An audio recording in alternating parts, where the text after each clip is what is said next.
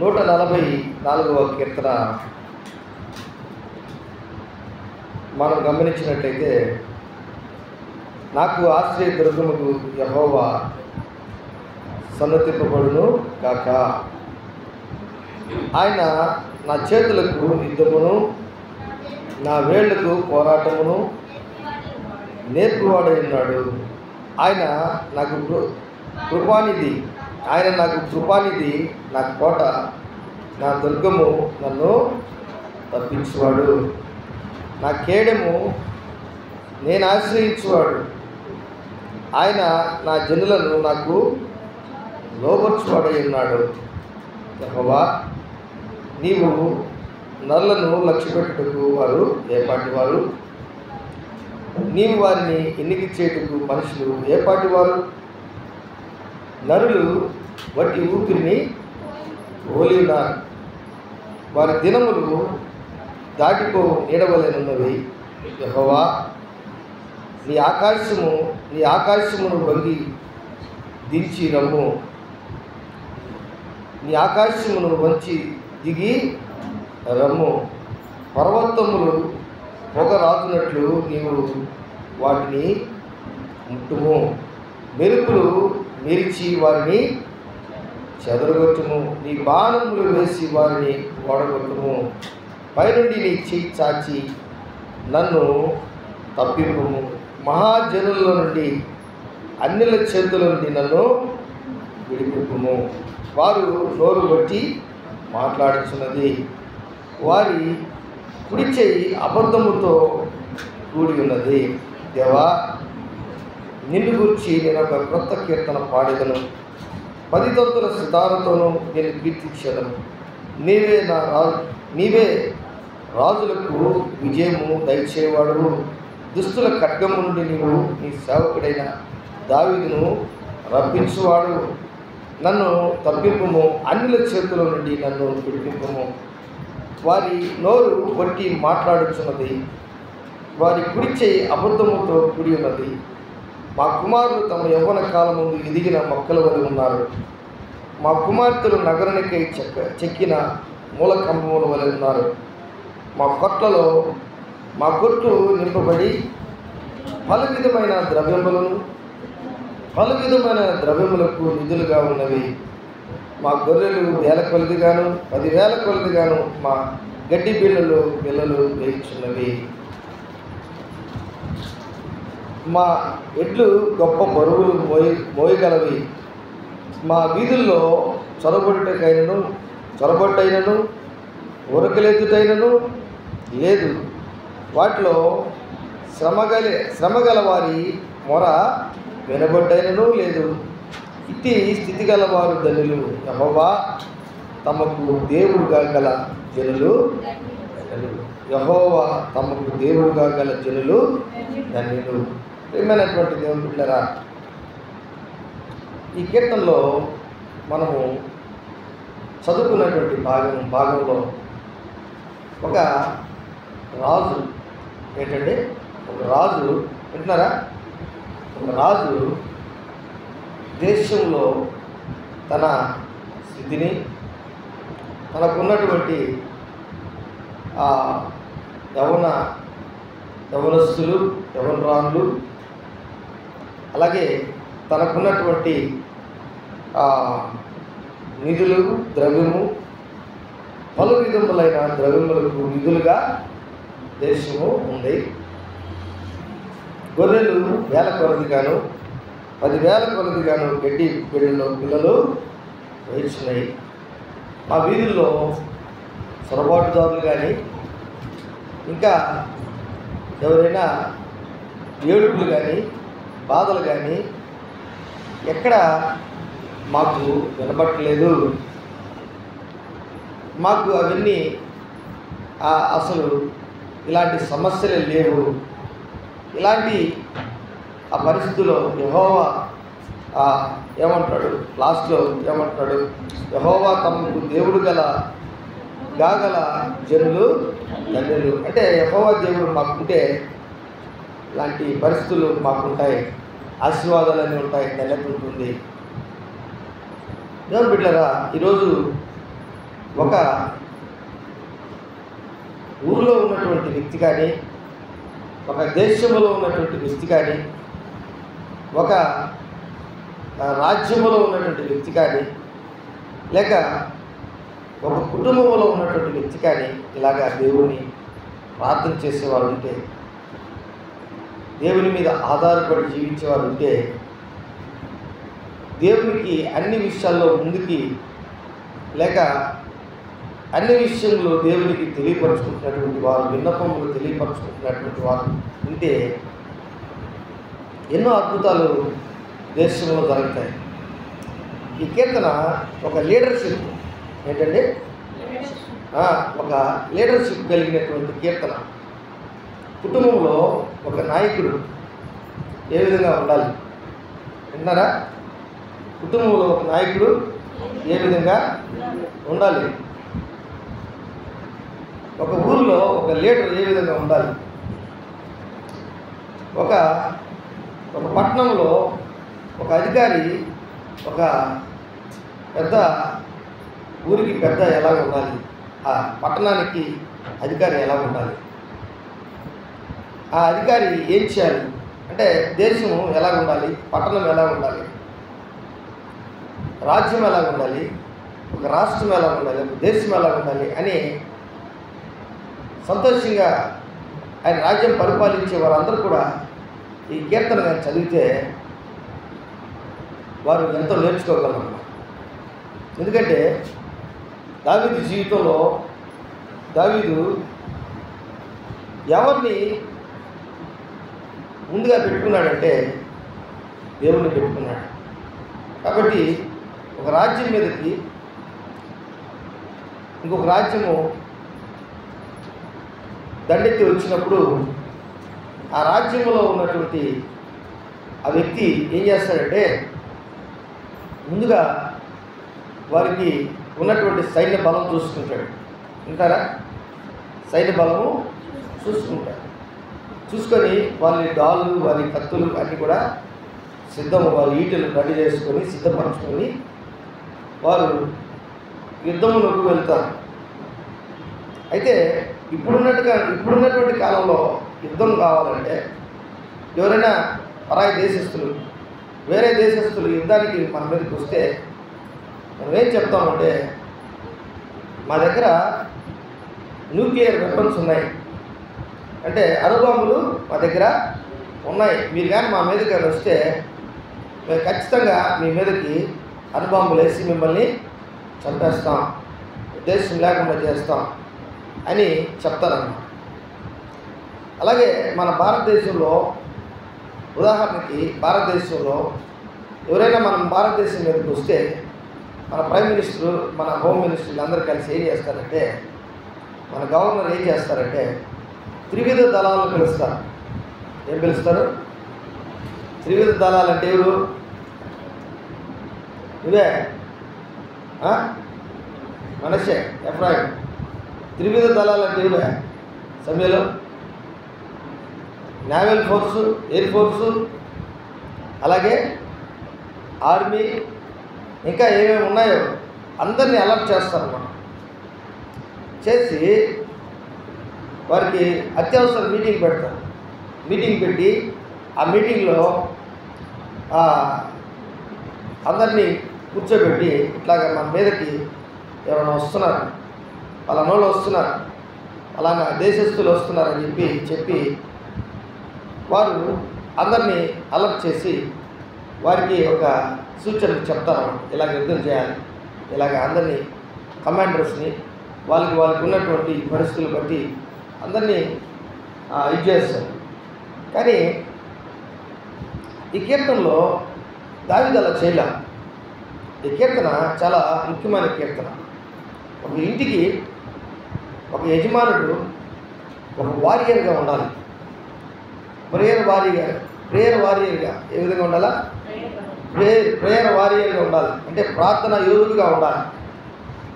రెండవదిగా ఆ ఒక ఆత్మీయమైనటువంటి యోధుడిగా ఉండాలి.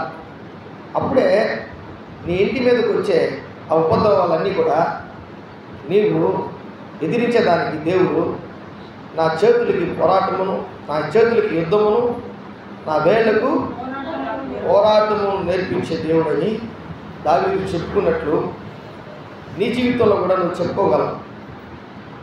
ఇది మనము పోరాడేది ఆత్మీయమైనటువంటి పోరాటం. మనం పోరాడినది దురాత్మల సమూహంతో. ఇంకా చెప్పాలంటే వాయుమండల అధిపతి అనబడిన ఎఫెసీయులకు రాసిన పత్రిక 6వ అధ్యాయము 12వ వచనం చూడండి. త్వరగా తీసినటువంటి వారు చదవండి. ఎలాగనగా మనము పోరాడినది శరీరులతో కాదు, కానీ ప్రధానులతోనూ అధికారులతోనూ ప్రస్తుత అంధకార సంబంధులకు లోకనాథులతోనూ ఆకాశ మండలమందు దురాత్మల సమూహముతోనూ పోరాడుతున్నాను. అంటే ఒకటి ప్రధానులు, అధికారులు, ప్రస్తుత అంధకార సంబంధులకు లోకనాథులు, ఆకాశ మండలమందు దురాత్మలు సమూహంతో పోరాడుతున్నాం. అప్పుడు మనకు కావాల్సింది ఏంటంటే రక్షణ అనే శిరస్త్రాలను, నీతి అనే మైమరుపు, సమాధానం అనే జోళ్ళు, విశ్వాసం అనే డాలు, ఆత్మ అనే వాక్యం అనే ఖడ్గము, ఇవన్నీ రక్షణ అనే శిరస్త్రానం, ఇవన్నీ కావాలి. ఇవన్నీ దావీదు దేవుడు అంటున్నాడు. ఏమంటున్నాడంటే నీవే చూడండి, నీవే నా దుర్గం. 3:2 వచ్చి చూడండి. ఆయన నా కృపానిధి, నా కోట, నా దుర్గము, నన్ను తప్పించువాడు, నా కేడము, నేను ఆశ్రయించువాడు, ఆయన నా జనులను నాకు లోపర్చువాడై ఉన్నాడు. అంటే ఆయన్ని ఒక రక్షణ శృంగముగా, దుర్గముగా, కృపానిధిగా, కోటగా, దుర్గముగా, కేడముగా, ఆశ్రయము, దుర్గముగా, ఆయన సర్వాంగ కవచము కలిగినటువంటి దేవుడే నాకు ఇవన్నీ అయి ఉన్నాడు. ఈరోజు మనం ఎందుకు అనుకోలేకపోతున్నామంటే ఇలాగా మనము ప్రార్థన చేస్తాం కానీ స్తుతించాం. ఈ కీర్తనలో మేము ముందుగా చెప్పాము, పరాయి రాజులు వచ్చినప్పుడు అందరూ మనము ఏం చేస్తాం, అలర్ట్ అవుతాం. దేశమంతా కూడా అలర్ట్ అవుతాం. కానీ ఇక్కడ అందరూ మనం మేలుకుంటాం. మేలుకోవడం అంటే సిద్ధపాటు మేలుకుంటాం, భయపడతాం, లేకపోతే యుద్ధానికి సిద్ధపడతాం. కానీ యుద్ధానికి పోయేటప్పుడు దావీదు జీవితంలో ఆయన దావీదుని పరాక్రమవంతుడిగా చేసింది ఎవరంటే దావీదుని దేవుడే. సమూయేలు కొమ్ములో తైలం పోసుకొని యెషయా ఇంటికి పోయిన రోజు నుంచి వింటారా యెషయా ఇంటికి పోయిన రోజు నుంచి నాటి నుండి ఆయన కొమ్ములో తైలం పోసిన రోజు నుంచి దేవుని ఆత్మ ఆయన మీదకి బలముగా దిగి వచ్చేది. పిల్లరా, ఈరోజు ఈ సంఘంలో అభిషేకించబడ్డవారు ఉన్నారా అంటే విశ్వాసులకి ఒక అభిషేకం కాదు, లేక పాస్టర్లకు ఒక అభిషేకం కాదు. అది సూచనగా మనం 10 మంది ముందు అభిషేకించడం అది ఒక అభిషేకంగా కనబడుతుంది. కానీ దేవుడు పంపించి దేవుడు మాట్లాడి దేవుడు కొమ్ములో తైలం పోసుకోమని, నువ్వు యెషయా ఇంటికి వెళ్ళమని ఆ సమూయేలుతో చెప్పి, నేను ఇశ్రాయేలుకి రాజుగా ఎవరు నియమించాలో నువ్వు వెళ్ళి ఆ సమూయేలుతో దేవుడు చెప్పినప్పుడు సమూయేలు అంటున్నాడు, ఇది సౌలు రాజుకి తెలిస్తే నన్ను చంపేస్తారు కదా. సమూయేలు నువ్వు అలా అనద్దు, నువ్వు వెళ్ళి నేను ఏం చెప్పాలో నేను నీకు తెలియపరుస్తాను. యెషయాని ఒక బలికి అర్పించేదానికి నువ్వు పిలువు, దాని సాకు మీద ఇవన్నీ చెయ్యి. దేవుడే ఒక ఐడియా ఇస్తాడు సమూయేలుకి. దేవుని బిడ్డలారా, ఈ దినమందు నీ జీవితంలో కూడా దేవుని మనము ముందుగా ఏం చేస్తున్నాడు దావీదు చూడండి. దేవునితో ఎలాగా సఖ్యంగా జీవించాలని అనుకుంటున్నాడు చూడండి. ఈ 144వ కీర్తనలో నాకు ఆశ్రయ దుర్గముకు యెహోవా సన్నుతింపబడును గాక, ఆయన నా చేతులకు యుద్ధమును, నా వేలుకు పోరాటమును నేర్పబడి ఉన్నాడు. అంటే ఆయన సన్నతించమంటున్నాడు. యెహోవాను సన్నతింపబడును గాక. అంటే స్తుతి, దేవుని స్తుతి ఆరాధన చేయడం. రోజు ఏదైనా సమస్య వచ్చిందంటే వెంటనే మనం ఏం చేస్తామంటే ప్రార్థన చేస్తాం. ఇక్కడ దావీదు ప్రార్థన చేయట్లే, స్తుతిస్తున్నాడు. మొట్టమొదటిగా దేవుని స్తుతిస్తున్నాడు. ఆ స్తుతించడం ఎలాగుందంటే ఒక భయభక్తితో కూడినటువంటి స్థుతి, యథార్థమైనటువంటి స్థుతి. ఎదుటివారి పట్ల భయము, ఎదుటివారు వస్తున్నారని దిగులు, ఇవన్నీ కాకుండా నా దేవుడు ఎలాంటి వాడు, నా దేవుడు ఎంత శక్తిమంతుడు, నా దేవుడు ఎంత పరాక్రమవంతుడు, నా దేవుడికి ఉన్నటువంటి గుణలక్షణాలు ఏంటి, ఇవన్నీ కూడా తెలుసుకొని దేవుని స్తుతిస్తున్నాడు. ఈరోజు మన చిన్న సమస్య వస్తే మొట్టమొదటిగా దేవుని మందిరానికి రాకుండా ఆగిపోతాం. దేవుణ్ణి మనం అవమానపరుస్తాం, దేవుణ్ణి మనం తిడతాం, దూషిస్తాం. ఇవన్నీ కూడా జరుగుతూ ఉంటాయి. దేవుడు ఉంటే నా బిడ్డకి ఇలా జరుగుతుంది, నా కొడుకుకి ఇలా జరుగుతుంది, నా కూతురికి ఇలా జరుగుతుంది, నాకు ఇంటికి ఇలా జరుగుతుందని మనం మనసులో అనుకుంటాం. కానీ పరిశుద్ధాత్మ దేవుడు ఈరోజు నిన్ను ఆయన దృష్టిలో ఒక గొప్ప వ్యక్తిగా ఈరోజు ఆయన నీతో ఈ వాక్యము తెలియపరుస్తున్నాడు. ఒక వ్యక్తి కష్టాల్లో, బాధల్లో, ఇబ్బందుల్లో, ఇరుకుల్లో ఆ యుద్ధము చేయడానికి సిద్ధమయ్యే ముందు ఎవరిని మనము సంప్రదించాలో, ఒక సమస్య వచ్చినప్పుడు దాన్ని ఎదిరించేదానికి మనము ఏ విధంగా మన జీవితాన్ని మనము సిద్ధపరచుకోవాలో, మనం ఏ విధంగా మనం ప్లాన్ వేసుకోవాలో దావీదు దగ్గర మనం నేర్చుకోవాలి. దావీదు ఎలాంటి వాడంటే, ఇజ్రాయేలీకి రాజులు చాలామంది ఉన్నారు. కానీ ఆ రాజుల్లో దావీదు రాజు లాంటి దావీదు అంటే దావీదు రాజు లాంటి వ్యక్తి ఇజ్రాయేలీలో ఎక్కడ మనకు కనబడదు. ఎందుకంటే అందరూ వారి రాజ్యంలో ఏదో ఒక సమస్యలు, ఏదో ఒక ఇబ్బందులు చాలా కలిగి ఉండొచ్చు. దావీదు ఆయన రాజ్యం పరిపాలన చేస్తున్నటువంటి పరిపాలనలో మొట్టమొదటిగా ప్రతి విషయంలో దేవునికి స్తుతి ఆరాధన చేసేవాడు, స్తుతులు చెల్లించేవాడు, స్తోత్రం చెల్లించేవాడు, దేవునికి స్తుతి యాగం చెల్లించేవాడు. ఆయన దగ్గరికి ఆయన ఉదయం, మధ్యాహ్నం, సాయంకాలం దేవునికి ఆయన ప్రార్థన కంటే ముఖ్యంగా ఆయన దేవునికి స్తుతి చెల్లించేవాడు. ఎందుకంటే ఈ స్తుతి దేవుని దగ్గరికి ఖచ్చితంగా వెళ్తుంది. దాంట్లో స్వార్థమేమీ లేదు. ప్రార్థనలో స్వార్థం ఉంటుంది. ప్రార్థనలో ఎందుకు స్వార్థం ఉంటుంది? ప్రభు నాకు ఇది దయచేయి, ఎవరైనా 10th క్లాస్ పరీక్షలు రాస్తున్నారు, నాకు పాస్ అయ్యేటటువంటి సాయం చేస్తాడు ఆయన. దాంట్లో కొంచెమన్నా నీ స్వార్థం ఉంది. అలాగే నేను ఇంటర్మీడియట్ రాశాను, ప్రభు ఇదిగో నాకు ఇంటర్మీడియట్ ఒక సబ్జెక్ట్లో కూడా నేను తప్పకుండా నాకు సాయం చేయి, ప్రార్థన చేసి ఉంటే దాంట్లో కొంచెం స్వార్థము ఉంది. కానీ స్థితి, ప్రభు నీకే స్తోత్రం, నీకే మహిమ, నీకే ఘనత, నీకే కృతజ్ఞత, నీకే బలము, నీకే మహిమ, ఇట్లాగా మనము స్తోత్రములు చెల్లిస్తూ ఉంటే దాంట్లో స్వార్థమేమీ లేదు. దాన్ని ఏమంటారంటే ప్రైజ్ అండ్ వర్షిప్. నీవు ఆరాధన చేస్తున్నావు, దేవుడిని నువ్వు కొనియాడుతున్నావు, దేవుడిని మహిమపరుస్తున్నావు, దేవుడిని ఘనపరుస్తున్నావు. ఇలాంటి పరిస్థితి ఈ కీర్తనలో మనకు మొట్టమొదటిగా కనపడుతుంది.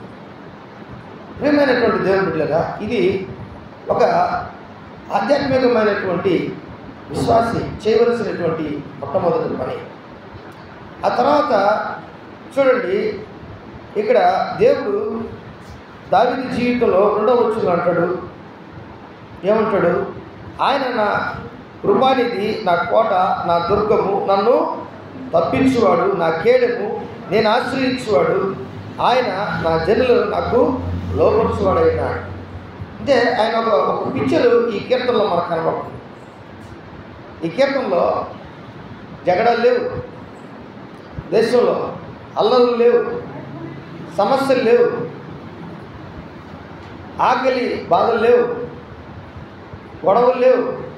మొత్తం ఆ దేశంలో గొర్రెలు కానీ పశువులు కానీ యవనస్తులు కానీ యవనరాలు 12 వచ్చినప్పుడు మా కుమారులు తమ యవ్వన కాలం ముందు ఎదిగిన మొక్కల వలె ఉన్నారు. మా కుమార్తెలు నగరులకై చెక్కబడిన మూలకమ్మముల వలె ఉన్నారు. మా కొట్లలో నింపబడి పలు విధములైన ద్రవ్యములకు నిధులుగా ఉన్నవి. బా చూసారా, అంటే ఇంత పరిపాలన, శుద్ధమైన పరిపాలన, అంటే స్వార్థము లేని పరిపాలన. అందరూ బాగుండాలా, అందులో నేను ఉండాలా అంటారు. ఒక సామెత వచ్చేసి అందరూ బాగుండాలా, అందులో నేను ఉండాలా. అంతా అవుతుందే, ఆ మాట అంతా అవుతుందే. పైకి ఆ మాట చెప్తుంటాడు, స్వార్థం ఉంటుంది. కానీ దావీదు కళ్ళకు కట్టినట్టుగా మన కళ్ళ ముందు ఈ యొక్క కీర్తనలో మనకు బాగా తెలుస్తుంది. మా యవనస్తులు ఎలాగున్నాడు, ఎదిగిన మొక్కలు, కుమార్తెలు నగరకై చెక్కబడిన మూల స్తంభాలు. మా ద్రవ్యము, మా డబ్బు, మా ధనని ఎలాగుందంటే పలు విధములైనటువంటి, అంటే రకరకాలుగా పలు విధములైన ద్రవ్యములకు నిధులుగా ఉన్నవి. బంగారం ఉంది, వెండి ఉంది, వజ్రాలు ఉన్నాయి, డబ్బు ఉంది, ఆస్తి అంతస్తులు ఉన్నాయి, ఆహారం ఉంది, సర్వ సమృద్ధితో మా దేశం ఉంది. ఈరోజు నువ్వు కూడా ఇలాగా ప్రార్థన చేసినప్పుడు, ఇలాగ అడిగినప్పుడు నీ కుటుంబాన్ని ముందుగా, నీ ఊరిని, నీ దేశమును, నీ యొక్క పట్టణమును ఇలాగ ఒక నాయకుడు ఉండవలసినటువంటి లక్షణాలు ఈ 144వ కీర్తనలో మనం చూడవచ్చు. మూడవదిగా చూడండి ఏమంటున్నాడు అంటే, ఒకటి దేవుని స్తుతించాడు. రెండోది వచ్చి దేవుని ఆశ్రయంగా చేసుకున్నాడు. ఏం చేశాడండి? కోటగా చేసుకున్నాడు, ఆశ్రయంగా చేసుకున్నాడు. ఆయన కృపానిధిగా ఉంటున్నాడు. నా కొట్లలో ఆయన ఏం చేసుకుంటాడంటే, మా కొట్లలో ఏమంటున్నాడు ఇక్కడ ఒక అద్భుతమైన మాట, ద్రవ్యములు ఉన్నాయంటున్నాడు. ఇక్కడ రెండవ వచనం అంటాడు, ఆయన నాకు కృపానిధి, నా కోట, నా దుర్గం అంటాడు. నన్ను తప్పించేవాడు, ఎలాంటి సమస్య వచ్చినా నన్ను తప్పిస్తాడు. నా కేడము, నేను ఆశ్రయించేవాడు, ఆయన నా జల్లను నాకు లోపరుచువాడు. చూసారా, ఇది ఒకటి వచ్చి స్తుతించాడు, తన యొక్క రాజ్యంలో ఉన్నటువంటి పరిపాలన చెప్తున్నాడు. మూడవదిగా ఆయన మూడవ వచనం చూస్తే,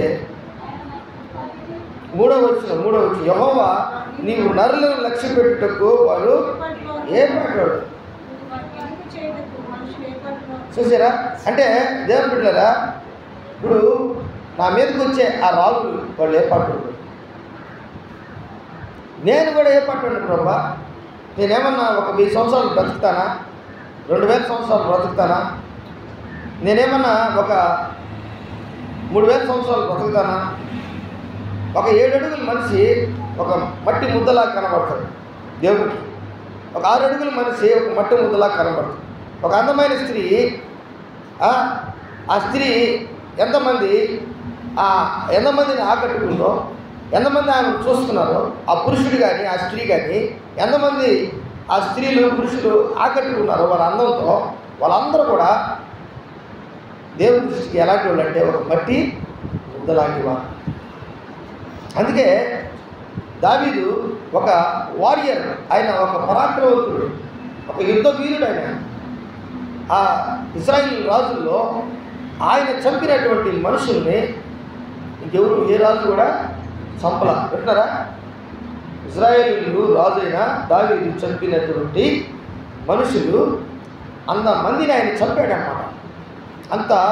అందుకే ఆయన చర్చి కట్టేటప్పుడు, దేవాలయం కట్టాలని ఆశపడితే, బంగారు వెండి సమకూరిస్తే దేవుడే చెప్పాడు, నువ్వు మందిరాన్ని కట్టేదానికి వీలు లేదని చెప్తున్నాడు.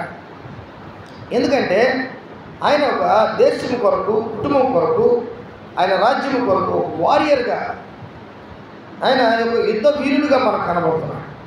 కాబట్టి ఈరోజు దేవుని బిడ్డలారా, మూడవదిగా చూడండి, ఒక మనిషి ఏం మాట్లాడాడు? ఒకటి స్తుతించాడు, రెండవది దేవుని ఆశ్రయించుకున్నాడు, కోటగా నియమించుకున్నాడు. ఆయన నా దుర్గం. మనం ఇందాక చదువుకున్న ఎఫెసీయులకు రాసిన పత్రిక 6వ అధ్యాయం 12వ వచనంలో ఆయన రక్షణనే శిరస్రాణం, నీతి అనే మైమరుపు, విశ్వాసం అనే డాలు, ఆత్మ అనే దేవుని వాక్యం అనే ఖడ్గం, సమాధానం అనే జోడు, నీతి అనే మైమరుపు, ఇవన్నీ కూడా దేవుడు మనకు అనుగ్రహించినాడు.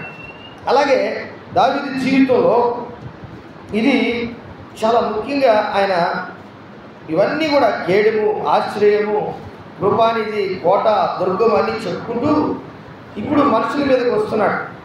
వాళ్ళు వచ్చేవాళ్ళు, నా మీదకి యుద్ధానికి వచ్చేవాళ్ళు ఎలాంటి వాళ్ళు అంటే వాళ్ళు ఉట్టి ఊపిరి పట్టేవాళ్ళు అంట. ఎలాంటి వాళ్ళు అంటే వాళ్ళు నీవు నరులను లక్ష్య పెట్టుటకు వారు ఏ పాటి వారు? ఇది ప్రశ్న. నీవు వారిని ఎన్నిక చేయుటకు మనుషులు ఏ పాటి వారు? ఒకటి లక్ష్య పెట్టుటకు, ఎన్నిక చేయుటకు. మనము ఎలాంటి వారం అంటే బాగా గమనించండి, మనం ఒట్టి ఊపిరి పట్టి వారం. మనం ఎలాంటి వారము? ఒట్టి ఊపిరి పట్టి వారం. వారి దినములు దాటిపోవు నీడవలెనున్నవి. చూసారా? అంటే ఒక మేఘం వస్తుంది, ఆ మేఘం వచ్చిన తర్వాత కొద్ది సమయం ఉంటుంది. ఆ మేఘం ఒక గంట లేకపోతే 2 గంటలు ఉంటుంది, లేకపోతే ఒక రోజు ఉంటుంది, ఒక 2 రోజులు ఉంటుంది, 3 రోజులు ఉంటుంది. కొద్ది రోజుల తర్వాత ఆ మేఘం కనపడదు. అలాగా మానవ జీవితం కూడా ఒట్టి ఊపిరి వంటి వారు, రెండోది ఇచ్చి తరలిపోయే నీడ వంటి వారు. అంటే ఆ నీడ మేఘం వచ్చినప్పుడు ఏం పడుతుంది? నీడ పడుతుంది. ఈరోజు నీ జీవితంలో కూడా, నా జీవితంలో కూడా, మనందరం కూడా నువ్వు ఎంత దరిద్రాలు అయినా, ధనికుడు అయినా, ఎంత అందచందాలు కలిగినటువంటి వ్యక్తివైనా, నీవు ఎంత భయభక్తి కలిగినటువంటి వ్యక్తి ఎంత భయభక్తి కలిగిన వ్యక్తివో దీనిని బట్టి నువ్వు దేవునికి ఎంత సత్యముగా ఉండాలో అవన్నీ దేవుడు నీకు తెలియపరుస్తాడు. ఈ లోకంలో ఉన్న ధనం కానీ, ఈ లోకంలో ఉన్నటువంటి నీకు అందం కానీ, ఈ లోకంలో ఉన్నటువంటి ఐశ్వర్యము కానీ, ఘనతలు కానీ, ఇవన్నీ కూడా ఒక రోజుకి మాయమైపోతాయి. దేవుడు ఇచ్చినటువంటి పరిశుద్ధాత్మ చేత నువ్వు నింపబడి పరలోక రాజ్య భాగ్యము నువ్వు పొందుకున్నంత వరకు దేవుడు నిన్ను ఆశీర్వదించి దీవించి నిన్ను ఉన్నతమైన స్థితిలో పెట్టినంత వరకు నీవు దేవుణ్ణి ఆశ్రయించాలి. చప్పట్లు కొట్టి దేవుని పరుస్తావు. చప్పట్లు కొట్టి ఏం చేయాలా? దేవుణ్ణి ఏం చేయాలా? మహిమపరచాలా. దేవుణ్ణి మహిమపరచాలి. చప్పట్లు కొట్టి దేవుని మహిమపరచాలి. చప్పట్లు కొట్టి దేవుని మహిమపరచాలి. హల్లెలూయా. చెప్తాం అందరూ గట్టిగా హల్లెలూయా. ఒకసారి గట్టిగా చెప్తాం హల్లెలూయా. ఇంకా కొంచెం గట్టిగా చెప్తాం హల్లెలూయా. అంటే నీవు ఎందుకు నీ జీవితంలో ఓటమి వస్తుందంటే నువ్వు స్తుతించట్లేదు. ఎందుకు నీ జీవితంలో అనేక సమస్యలు వస్తున్నాయంటే నువ్వు దేవుని ఆశ్రయించట్లేదు, దేవుని కోటగా చేసుకోవట్లేదు, దేవుని నువ్వు దుర్గంగా చేసుకోవట్లేదు, దేవుని నువ్వు కేడెంగా చేసుకోవట్లేదు. ఆయన నీకు అడ్డుగా ఉండాలి, ఆయన ఒక డాలుగా ఉండాలి, ఆయన నీకు సర్వాంగ కవచంగా ఉండాలి, రక్షణ శృంగముగా ఉండాలి, ఆయన నీకైన మైమరుపులాగా ఉండాలి, సమాధానమైన జోళ్ళులాగా ఉండాలి, ఆయన వాక్యమైన ఖడ్గములాగా నీకు ఉండాలి, ఆయన నీకు విశ్వాసమనే డాలుగా ఉండాలి. అప్పుడే నీ జీవితంలో దురాత్మల సమూహం కానీ, వాయుమండల అధిపతి కానీ, ఈ లోకనాథులు కానీ, అధికారులు ఎవరైనా సరే నీ దగ్గరికి వచ్చి నేను బెదిరిస్తే వారు నిన్ను జయించలేనటువంటి స్థితిలో నువ్వు ఉంటావంటే అదే దేవుని నువ్వు గొప్పగా ఆశ్రయించావు. హల్లెలూయా. చెప్తాం అందరం హల్లెలూయా. చూడండి 4వ వచనం చూడండి. నరులు వట్టి ఊపిరిని పోలి ఉన్నారు, వారి దినములు దాటిపోవు నీడవలెనున్నవి. యెహోవా నీ ఆకాశములు వంచి దిగిరము. చూసారా? ఇక్కడ నుంచి ఒక విరోధితో పోరాడేది నేను కాదు, ఇప్పుడు నా దేవుడే ఆ విరోధితో పోరాడాలి. చెప్తాం మనం, పేరుకేమో చెప్తాం యుద్ధం యెహోవాదే. ఎవరి సందర్భంలో యుద్ధం యెహోవాదే అని చెప్పి ఏ సందర్భంలో దావీదు చెప్పాడు చెప్పండి? ఏమా ఏ సత్తా గొల్యాతు విషయం చెప్పాడు. ఏమని? యుద్ధము ఎందుకు చెప్పాడైనా? గొల్యాతు అయితే ఇతను యుద్ధం చేయలేడు, ఎందుకంటే చాలా చిన్నవాడు. ఆ గొల్యాతు పరాక్రమవంతుడు, ఫిలిష్తీయుడు, అతను చాలా ఎత్తుగలవాడు. ఆయన అక్కడ ఉన్నటువంటి వారందరిలో కూడా ఎత్తు కలిగినటువంటి వాడు, యుద్ధ నైపుణ్యం గల పరాక్రమం కలిగినటువంటి వ్యక్తి. కానీ ఈయన దేవుని దృష్టిలో దావీదు కంటే అతను గొప్పవాడు కాదు. అందుకే దావీదు జీవితంలో దేవుడు అంచెలంచెలుగా హెచ్చిస్తూ ఉన్నాడు దావీదుని. ఎందుకంటే అన్నిటినీ తన జీవితంలో నేను వట్టి ఊపిరి వంటి వాడిని, ఎదుటి వచ్చేవాళ్ళు వట్టి ఊపిరి వంటి వాళ్ళే, నేను కూడా వట్టి అదే అన్నమాట దాని అర్థం. అంటే వాళ్ళే కాదు వట్టి ఊపిరి వంటి వాళ్ళు, వాళ్ళే కాదు తరలిపోయే మేఘం లాంటి వాడు, నేను కూడా మేఘం లాంటి వాడినే, పగిలిపోయే కుండ లాంటి వాడినే, నేను కూడా నీటి మీద పోయే బుడగ లాంటి వాడినే, నేను ఎండిపోయే గడ్డి లాంటి వాడిని, ఉదయం పూసి సాయంకాలానికి వాడిపోయే పువ్వు లాంటి వాడిని. ఇదిగో ప్రభా, నువ్వు తప్ప నాకు ఎవరు లేరు అనే విధంగా దావీదు ఆ గొల్యాతు యుద్ధం జరిగేటప్పుడు, గొల్యాతుతో యుద్ధం జరిగేటప్పుడు యెహోవా యుద్ధము యెహోవాదే. అలాగే ఇక్కడ ఏమంటున్నాడంటే 5వ వచనంలో యెహోవా నీ ఆకాశమును వంచి దిగిరమ్ము, అంటే ఆకాశాన్ని వంచాలంట. ఆకాశాన్ని వంచి అంటే ఒక మేఘం, ఇజ్రాయేల్ దేశంలో పర్వతాలు ఉంటాయి, ఆ పర్వతాలకి దగ్గరలో ఉన్నటువంటి ఆ మేఘాలు వచ్చినప్పుడు ఆ వంచి దాని మీదకి దిగి ప్రభువా అంటే దేనికోసం దిగాలి? బాగా ఆలోచించండి, దేనికోసం దిగాలి? ఇప్పుడు మన సమస్యలు వచ్చినాయి, మనం ఏమంటామంటే గబగబ ప్రార్థన చేసి కన్నీళ్ళు గారిచేసి ఏడ్చి మనము మొహం కడుక్కొని కాళ్ళు కడుక్కొని దిగాలి కానీ మొహం పెట్టి ఎంతో తగ్గించుకున్నట్టుగా కనబడతాం. దేవుని బిడ్డలారా, అలాగా దావీదు చెప్పట్లేదు. ఏమంటున్నాడంటే యెహోవా నీ ఆకాశమును వచ్చి దిగిరమ్ము, పర్వతములు పొగ రాజునట్లు నీవు వాటిని ముట్టుము. అంటే నువ్వు తాకితే పర్వతములు ఏమైపోతాయంటే కాలిపోతాయి. అంటే నువ్వు కాలు పెడితే, ఇది నిర్గమకాండం 19వ అధ్యాయంలో సీనాయి పర్వతం మీదకి దిగినప్పుడు ధూమము చేత నింపబడింది. అక్కడ ప్రజలందరూ కూడా ఆశ్చర్యపోయారు. ఈరోజు నీ జీవితంలో కూడా ఒక విరోధ భావం నీకు కలిగినప్పుడు వారితో నీవు చేయాల్సిన పని ఏంటంటే ముందుగా దేవునికి నీ సంగతి అంతా, వారి సంగతి అంతా చెప్పాలి. అప్పుడు నీ జీవితంలో అద్భుతాలు, ఆశ్చర్యకార్యాలు దేవుడు చేయడం ప్రారంభిస్తాడు. ఈరోజు చూడండి 6వ వచనంలో అంటాడు, నీ బాణములను 6వ వచనంలో మెరుపులు మెరిపించి వారిని చెదరగొట్టుము. ఒకటి పర్వతమును ఒక రాజునట్లు నీవు వాటిని ముట్టాలంట. రెండోది ముందుగా ఏమన్నాడు, నీవు ఆకాశము ఏంటంటే ఆకాశమును వంచి లేక మేఘములు వంచి నువ్వు దిగి రావాలి. రెండోది వచ్చి నువ్వు పర్వతం మీద నీ కాలు మోపాలి, వాటిని నువ్వు ముట్టాలి, వాటిని అసలు నా విరోధులకి భయం పుట్టాలి. నా మీదకి వచ్చే వాళ్ళకి, ఎవరికి? దావీదు మీదకి వచ్చే వారికి భయము పుట్టాలి. మెరుపులు చూడండి ఏంటంటే మెరుపులు మెరిపించి వారిని చెదరగొట్టుము. హల్లెలూయా. అంటే దేవుడు ఒక అద్భుతమైనటువంటి సూచనలు దావీదుతో దేవుడు ఉన్నాడని ఎదుటి వారికి తెలియపరచాలని. మెరుపులు మెరిపించి, ఇప్పుడు మనం వర్షం పడుతుంది, ఒక్కొక్కసారి మనం మెరుపులు చూస్తుంటాం, ఉరుములు చూస్తుంటాం, భయంకరమైన గాలివాన చూస్తుంటాం. దీనికే మనం భయపడితే, ప్రకృతి సంబంధమైన దీనికే మనం భయపడితే, దేవుడు సృష్టికర్త ఈ లోకంలో నీ కోసం దిగి వస్తున్నాడంటే ఎలా ఉంటుంది తెలుసా? ఆశ్చర్యం కలుగుతుంది. భూమి కంపిస్తుంది, పర్వతాలు వణికిపోతాయి.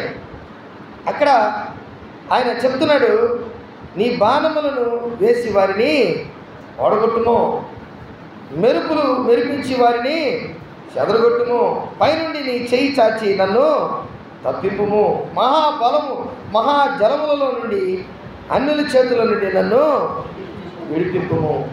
ప్రియమైనటువంటి దేవుని బిడ్డలారా, ఈరోజు నిజంగా ఇలాగ నువ్వు ఎప్పుడైనా ప్రార్థన చేసావా? ఎప్పుడైనా దేవుణ్ణి ఇలాగ అడిగావా? ఈరోజు ఒక నాయకురాలుగా ఒక కుటుంబానికి ఒక నాయకురాలు, ఒక కుటుంబానికి ఒక నాయకుడు, ఒక సంఘానికి ఒక నాయకుడు, లేక ఒక దేశంలో ఒక నాయకుడు, లేక ఒక ఊరికి ఒక నాయకుడు, లేక ఒక గ్రామానికి ఒక నాయకుడు, ఒక కుటుంబానికి ఒక నాయకుడు ఇలాగ ఉంటే దేవుడిని ఇలాగ అడిగితే ఎన్ని ఆశీర్వాదాలు ఇస్తాడు దేవుడు. ప్రియమైనటువంటి దేవుని బిడ్డలారా, 8వ వచనం, వారి నోరు కొట్టి మాట్లాడుచున్నది, వారి కుడి చేయి అబద్ధముతో నిండి ఉన్నది. దేవా, నిన్ను గురించి నేను ఒక కొత్త కీర్తన పాడిదను, 10 తంతుల సితారతోను నిన్ను కీర్తించదు. నీవే రాజులకు విజయము దయచేయవాడు. చప్పట్లు కొట్టి అందరూ దేవుడు గట్టిగా చప్పట్లు కొట్టి హల్లెలూయా, హల్లెలూయా, హల్లెలూయా, హల్లెలూయా. అంటే దేవుడు నీకు విజయం కలిగించినంత వరకు నీ నోటితో స్తుతించడం, దేవుని మహిమపరచడం, కనపరచడం, నీ ముందున్నటువంటి వారిని నువ్వు లెక్క చేయకూడదు. వట్టి ఊపిరి వంటి వారు ఒక నీడ లాంటి వారు, నేను కూడా అలాంటి వాడిని. కానీ నువ్వు నా పక్షాన్ని యుద్ధం చేస్తే ఎంత గొప్ప విషయం. కాబట్టి ఈ ఆదివారం దినమందు, ఆరాధన దినమందు నీ జీవితంలో ఈ పాటల ద్వారా నువ్వు నేర్చుకోవాల్సిన విషయం ఏంటంటే, నువ్వు దేవుని ఏ విధంగా నువ్వు అర్థం చేసుకున్నావు, దేవునితో నువ్వు ఏ విధంగా సఖ్యంగా ఉన్నావు, ఇప్పుడు నీకు అర్థమై ఉంటుంది. నువ్వు పరిగెత్తి బంధువుల్ని, ఫ్రెండ్స్ని, ఇరుగు పొరుగు వారిని ఎన్నిసార్లు వారిని ఆశ్రయించుకుంటాం, ఎన్నిసార్లు దేవుని అందరూ లేచి నిలబడతాం, ఎన్నిసార్లు మనం దేవుని అవమానం చేస్తుంటాం. అందరికంటే ముందుగా భర్తకి, భార్యకి, బిడ్డలకి ఏ విధంగా మనం చెప్పుకుంటాం. మనము అనేక విషయాల్లో మనం ఏ విధంగా మనము అనేకుల్ని ఆశ్రయిస్తామో. కానీ ఇక్కడ దావీదు ఎవరిని ఆశ్రయిస్తున్నాడు తెలుసా? సృష్టికర్తను ఆశ్రయిస్తున్నాడు. ఆయన కోటగా చేసుకుంటున్నాడు, ఆయన దుర్గంగా చేసుకుంటున్నాడు, ఆయన కృపానిధిగా, అంటే ఆయన దాక్కుంటే ఇక తిరిగి ఎవరికి కనబడనటువంటి ప్రదేశంలో ఉండేటట్లుగా చూసుకుంటున్నాడు. కాబట్టి ఈరోజు నిజంగా నీ జీవితంలో దేవుని మీద నువ్వు ఆధారపడతావా? అందరూ చేతులు పైకెత్తి దేవుణ్ణి స్తోత్రం చెప్తాం. అందరికీ స్తోత్రం చెప్తాం. స్తోత్రం. హల్లెలూయా, హల్లెలూయా, హల్లెలూయా. స్తోత్రం. అందరూ స్తోత్రం చెప్తాం, పెద్దగా చెప్తాం. స్తోత్రం, స్తోత్రం, స్తోత్రం.